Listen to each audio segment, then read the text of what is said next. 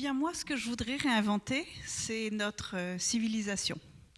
Bon, vous allez trouver que le sujet est un petit peu tarte à la crème, mais moi, je voudrais vous démontrer que le mouvement est en marche, et d'ailleurs, on ne peut pas l'arrêter.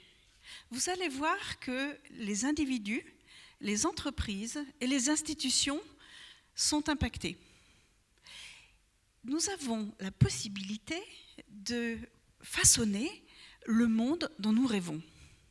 Mais je précise que si nous ne le faisons pas, nous entrerons dans une période de léthargie, comme l'ont fait avant nous les Romains, les Khmers, à leur manière les Chinois, et vous avez encore d'autres exemples en tête. Pour qu'il y ait changement de civilisation, il faut qu'il y ait la modification simultanée de 3 composantes de notre vivre ensemble. Tout d'abord, la maîtrise de l'énergie.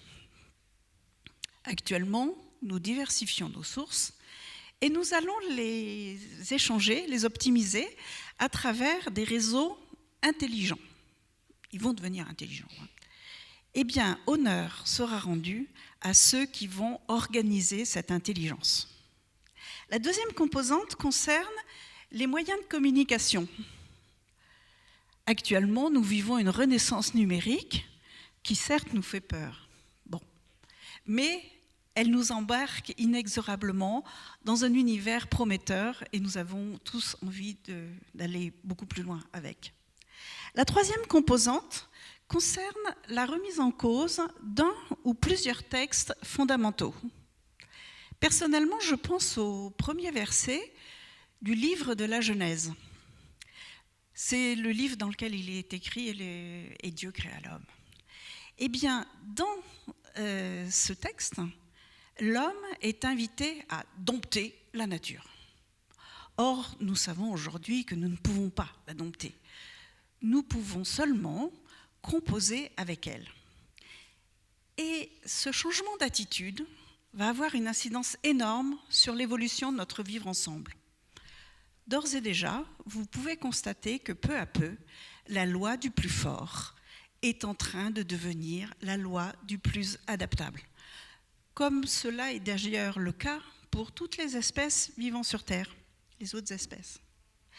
Au niveau des individus, nous constatons que les générations montantes cherchent à tourner le dos à la civilisation actuelle parce qu'ils estiment qu'elle génère trop de brutalité financière, sociale et environnementale. Pour ces générations, posséder tout et n'importe quoi n'est pas la priorité. Ce qu'elles veulent, c'est disposer et accessoirement posséder. Côté vie professionnelle, elles veulent s'épanouir et pas seulement produire. Par ailleurs, la mondialisation, telle que nous l'avons connue jusqu'à maintenant, est en train de vivre ces dernières heures. Pourquoi ? Eh bien parce que, de gré ou de force, nous allons sortir de l'ère carbone. Et par ailleurs, les talents circulent à la vitesse des avions. De ce fait, les nations se mettent à produire elles-mêmes leurs voitures et leurs yaourts. Et de ce fait, les nations se mettent à échanger 2 types de marchandises, les matières premières et les produits d'exception, ceux qui nécessitent du talent, de la créativité. Et d'ailleurs, vous pouvez constater vous-même que la guerre des talents s'intensifie. Et l'innovation devient stratégique. Or, justement, l'innovation change de forme. Elle n'est plus le fait d'ingénieurs audacieux se lançant dans des projets extraordinaires comme au XXe siècle. Elle est au contraire portée par des équipes improbables qui croisent des talents et des savoirs dans un contexte de sérendipité organisé par la collectivité. La sérendipité. Retenez bien ce marqueur de changement de civilisation que nous sommes en train de vivre. Comme vous le savez, la sérendipité, c'est le fait de susciter du hasard pour aller découvrir ce que nous n'aurions pas pu trouver dans une démarche rationnelle. Eh bien, désormais, l'innovation de rupture se fait en agrégeant les succès et en tirant les enseignements des équipes dont les projets n'ont pas abouti, mais qui ont quand même nourri la connaissance collective. Et malheureusement, voilà comment est organisé le circuit de l'innovation actuellement. Tout d'abord, la collectivité finance la sérendipité avec de l'argent public et de l'argent des ménages, celui qui coûte le plus cher, effectivement. Et les équipes couronnées de succès sont absorbées par des entreprises de taille assez importante, voire même multinationales. Or, ces entreprises ne payent pas le juste prix. Certes, elles indemnisent correctement, voire même très correctement, les équipes qu'elles ont absorbées, mais elles n'indemnisent pas les autres acteurs de l'innovation. Je pense aux collectivités, aux familles et aux équipes dont les projets ont échoué. Alors, nous allons devoir faire évoluer notre paradigme. Si au XXe siècle, nous avons eu intérêt à soutenir des entreprises robustes capables d'aller à la conquête des marchés mondiaux, à présent, nous allons devoir nous doter d'un tissu économique composé d'entreprises répondant à des caractéristiques différentes. Tout d'abord,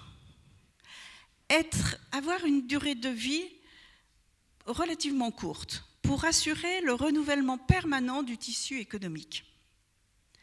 Ensuite, être de taille humaine pour permettre à chaque individu d'y donner sa pleine mesure et y accumuler du savoir. Et enfin, être en totale interaction avec la vie locale et la vie des corporations pour assurer ce que l'on appelle le ruissellement culturel, faire de l'enracinement culturel. Eh bien, en procédant ainsi, vous voyez bien que les mécanismes de l'économie vont évoluer considérablement. Les peuples souverains vont découvrir ce que l'on appelle la démocratie économique. Parce que ce ne sont plus les entreprises qui sont en compétition, ce sont les nations. Et elles le sont grâce à la réactivité de leur tissu économique et l'attractivité de leur tissu associatif. Ce changement est très profond. Il va marquer nos institutions. Rappelez-vous, avant la Révolution, le pouvoir était bipolaire et le savoir était transmis essentiellement oralement. Il était implicite. Après la Révolution 1789 qui a précédé la révolution industrielle, le secteur marchand est devenu prépondérant et le savoir est devenu une affaire d'élite.